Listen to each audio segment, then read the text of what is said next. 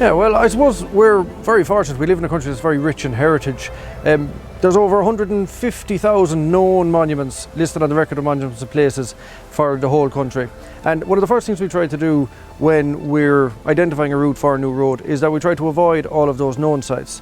But those known sites are only the tip of the iceberg, really. There's actually far more evidence for past human settlement lying completely undiscovered beneath the topsoil in fields all around the country.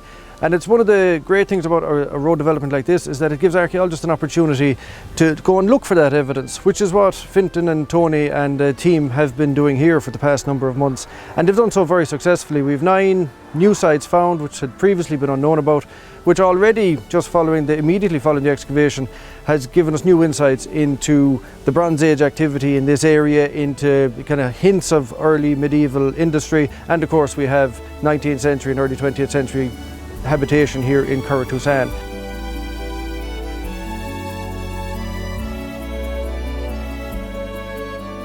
We're going to record the pit in section, and we need to get a lot of good detail of the remains of the charcoal at the bottom of the pit. Okay, so what we have here is maybe a better example of one of the charcoal production kilns that we have.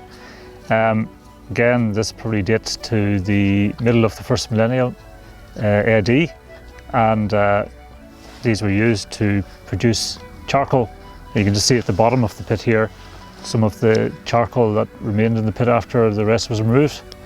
And this charcoal, which is probably oak, was used to fire kilns and metalworking furnaces.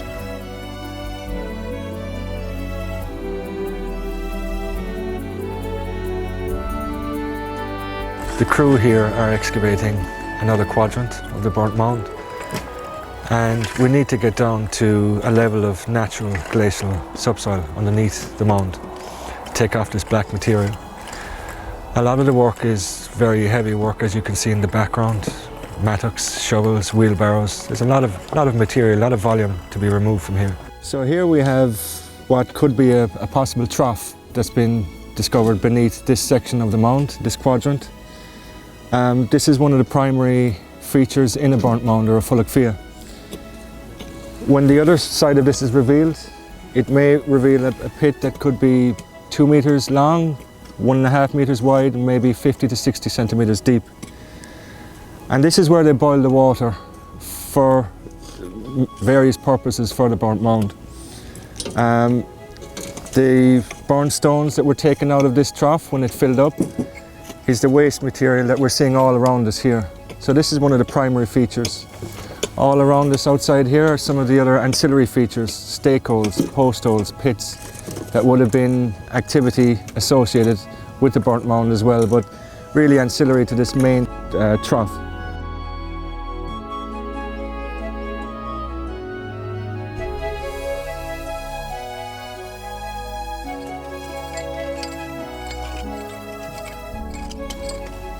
So here we are in Coolnaleen 1. This is a very large pit that was found beneath the burnt mound here.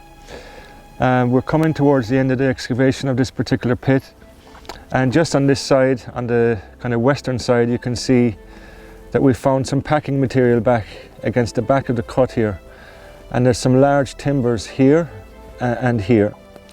They're fairly poorly preserved, but underneath that is the most interesting part of this pit that's come up so far. You can see this very flat stone on top and some stones underneath that are keeping it up. And this is what we think is a bench in this corner of the pit. What I have in my hand is a stone axe head, most likely shale, that was found when we excavated this pit. This is a significant find, to find a stone axe head and these kind of sites. This is particularly significant because it was most likely used for woodworking, and we found a lot of timber inside in these pits and a lot of pointed stakes. These holes over here are where we got some preserved wooden stakes, pointed stakes, that would have been part of the construction of the bench, that was stone bench and timber back that was found inside in this pit.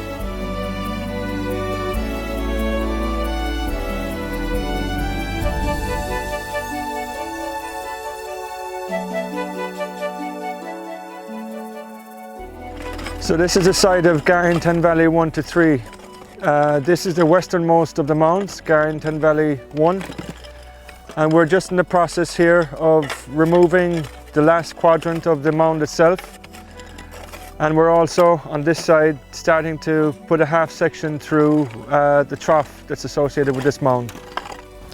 I'm just walking along the line of the Paleo Channel, the old stream that was coming through this site, through the 3 burnt mounds in Garryantanvalley 1 to 3.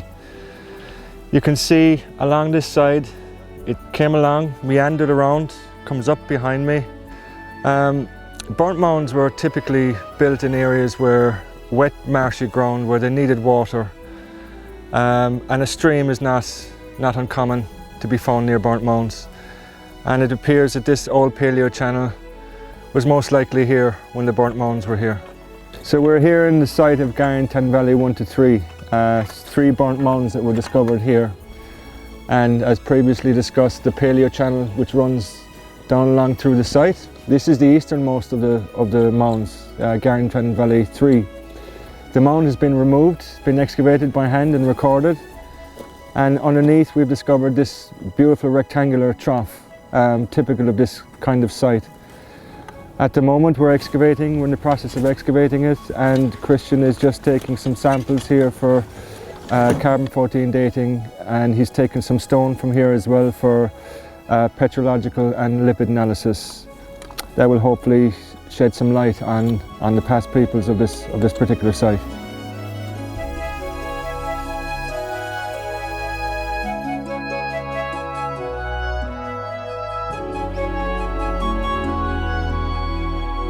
So this big timber here is made from a piece of boxed oak, and that means when the tree was felled, it would have been, the rounded outer pieces would have been split off using wooden wedges and mallets, and then using large axes to dress the timber down to a square or rectangular form that was wanted for the building that this was to go into.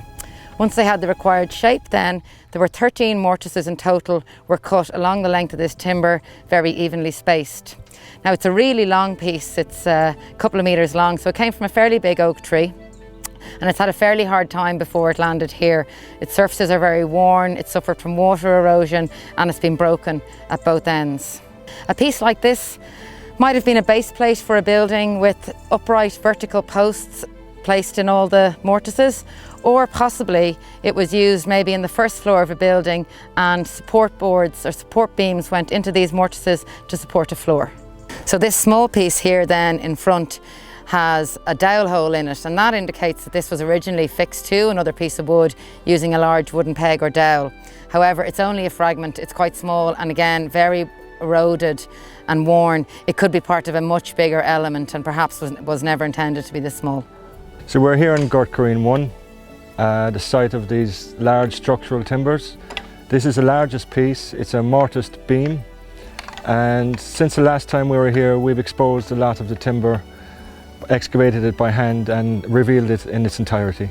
So this timber has been recorded, photographed, and today it's being professionally illustrated by Sarah Neeland. We will be lifting the timber today after the drawings, and we will be taking a dendro sample from a section of this timber for species ID and hopefully dating. This is the final phase of the excavation of the site. The next phase will be post-excavation analysis and research, and in particular comparative research for these timbers that will hopefully shed light on their date and their function.